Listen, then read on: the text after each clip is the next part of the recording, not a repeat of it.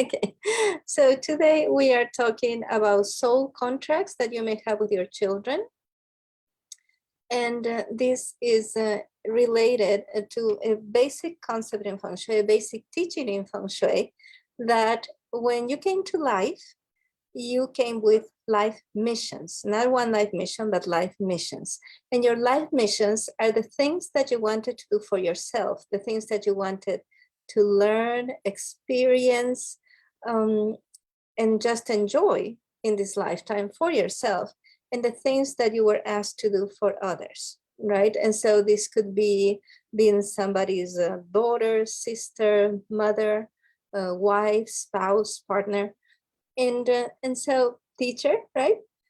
And so throughout your life, at different stages of your life, you are going to see that some life missions get activated and others get deactivated or temporarily suspended or paused.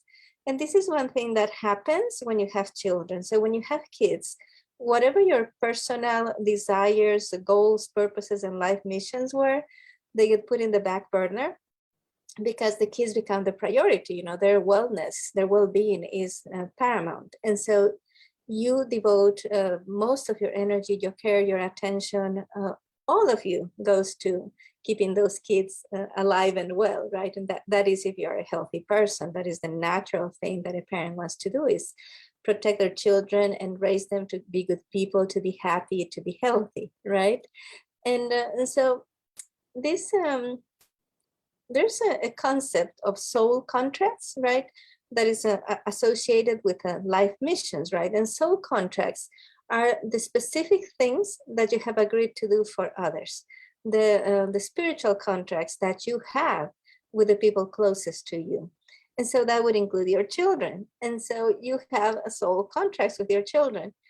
The first time I learned about soul contracts was when somebody told me, a healer told me that I had soul contracts with my kids to spend a lot of time with them. And so that was my introduction to the concept of soul contracts with your kids, right? And the reason, you know, that this conversation had happened was that I had my kids, you know, my kids were probably 4 and 1 at the time. And I had just moved to Tennessee, you know, from Iowa, where I had a thriving Feng Shui business, and I was teaching, and so I had moved to Tennessee, and I wanted to reactivate my business. You know, I had to start from zero, of course, and so I started contacting people and teaching classes and doing a lot of lectures. But at some point, anything that I tried just didn't pan out. Like I tried to do all sorts of things. You know, the same things that I had done in Mississippi, the same things that I had done in Iowa when we lived there.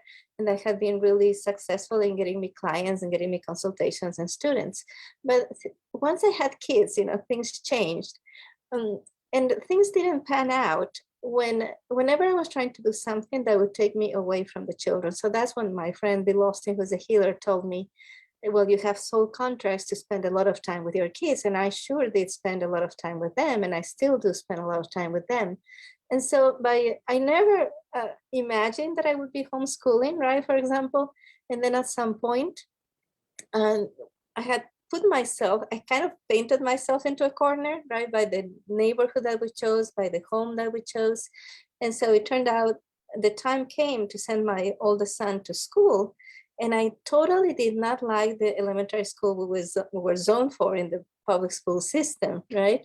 And at the time, I was thinking, okay, maybe I should get a job, you know, just a full-time job, and just send him to private school. But then, you know, I also had a younger one, and so then he would have to go to childcare. And then I thought, why would I go do something I don't want to do, which is get a full-time job, in order to pay somebody else to do something I love to do, because I love to teach. And so then I decided, okay, we're going to homeschool them. And we homeschooled them for many years. I think we homeschooled for 10 years, right? And so, and that meant a lot of dedication from me. And that also meant, you know, I wasn't able to work as much as I would have worked otherwise. If I had sent them both to public school, I would have been able to work a lot more. And so my business didn't grow at the pace that I would have wanted it to grow. And at some point, I was kind of bitter about it. But then I consulted the I Ching, the Feng Shui book of changes. And my question was the Chinese book of changes, the I Ching. And so my question was, what can I do so my business grows more quickly? And the response from the I Ching was that I should enjoy the moment and I should really appreciate the present, because as time went on, I would look back at this time and think, oh, those were the good old days. And then I thought, oh my gosh, this is so totally true, because I really enjoy being a mom, and I really enjoy teaching my kids and spending time with them. And so, however, like my business didn't grow at the pace that I would have wanted it to, because I was giving energy to my kids, but it did grow. And so at the same time as I was homeschooling, I wrote, I think, 7 books on Feng Shui, and I created online courses, and I got all the things ready so that now that they're 19 and 16, I have everything in place to really grow exponentially. And so I'm very happy and satisfied with that, right? And so I want you to think about what soul contracts you may have with your kids, and think about the things that you have done for your kids that only you could do. And so, for example, I have a friend that she's a nurse. She's a registered nurse, but she's also a Reiki practitioner, right? And she had a kid, and her kid had dyslexia. And so my friend, she's because she was in touch with so many healers, she found something and some technique that she could use to help her child with dyslexia. So she homeschooled her child, and she got this training, which was very involved and expensive and all that. And so she learned the skills that she needed to teach her child. And then her child went to graduate. She went to high school to public school for high school. She graduated high school with honors, and then she graduated college with honors, right? And so if you want to tell me, what did your kids need that you were especially good at and that you were able to provide for your kids? And so other examples that I had seen is, kids that just had such a passion for martial arts, and they were born to a father who was a black belt in some martial art, and they started learning from when they were really, really little, right? And so you can see, like, some of the unique skills that you developed in your life before you had kids, they come in handy as you start raising a family. And that can give you an inkling of what are your soul contracts with your kids, the things that you offer as a spiritual being to do for your kids, right? And so the other day, I was talking with some friends, and some friends came to visit from abroad, and we're talking about what we thought our lives would be like, like when we were in high school, and how our lives turned out to be. And we follow different paths, like one of our friends, she's a total career woman, she makes boatloads of money. She never was at home very much. And she has some guilt about it, that she didn't spend time with the kids and stuff. But on the other hand, she's an awesome provider. One of the things she wanted to do for herself, right, is that she saw her mom suffering abuse from her father because she could not afford to be out on her by herself, right? So part of her own soul contract with herself was that she was going to be self-sufficient, and she was going to make a lot of money, so that if it came to that, it didn't come to that, she's happily married, but that if it came to that, she would be able to support herself and her children well, right? But we're talking about how all parents have to sacrifice something. Like some parents sacrifice time with their children, and other parents sacrifice a whole income in order to be with their kids, right? But the wonderful thing about Feng Shui is that the sacrifices that you have to make if you are living your life with good Feng Shui, they're a lot less. So like, for example, in my case, yes, I did have to put my business a little bit in the back burner, but it was still burning. I mean, not burning, it was still cooking, right?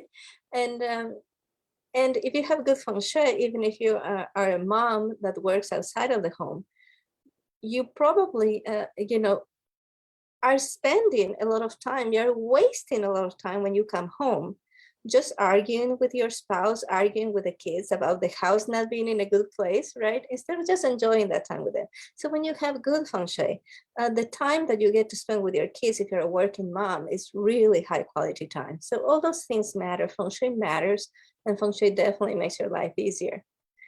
And in this subject of soul contracts, I would love to hear from you. What do you think your contracts are with your kids?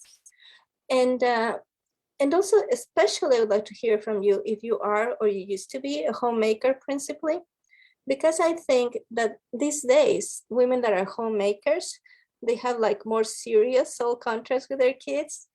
Because it used to be like, if you think about your grandmother, for your grandmother, it probably wasn't, she was being pushed to stay home with the kids, like for your grandmother's generation, it was really rare for a woman to work outside of the house.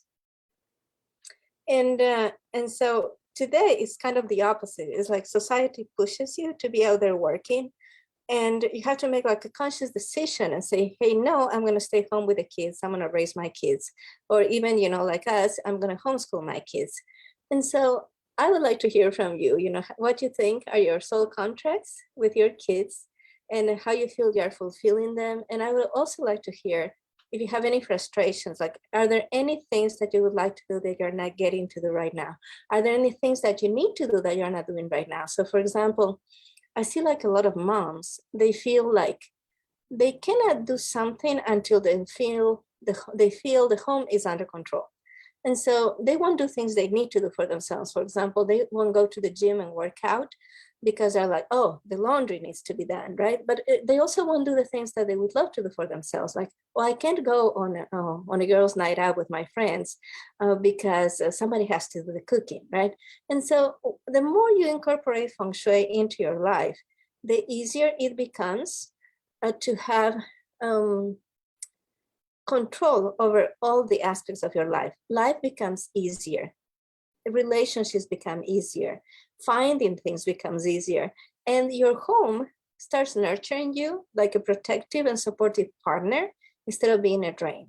And so if you want to see your home as a partner for you instead of your hidden enemy, let your home be your BFF instead of your hidden enemy, then let me know, let me know. And I can guide you depending on your circumstances, where you are at in life right now. And I can guide you to all the different paths that you can take one step at a time to turn your home into a dream home so that you get to do the things that you came to do for yourself. And so if you have been denying yourself because you feel like your soul contracts with your kids, with your partner, they're so huge that they don't leave room for anything else, you definitely need to start incorporating Feng Shui into your life so that you also get to do the things that you need to do for yourself, the things that you came to do for yourself. That is also part of your life mission. Taking care of yourself is part of your life mission. Enjoying the things that you came to enjoy, learning the things that you came to learn. That is all important. You matter, you are important. And the more centered, the more grounded, and the happier that you are, the happier your kids and your whole family are going to be. That's my message to you today. And I really hope to hear from you in the comments. Bye.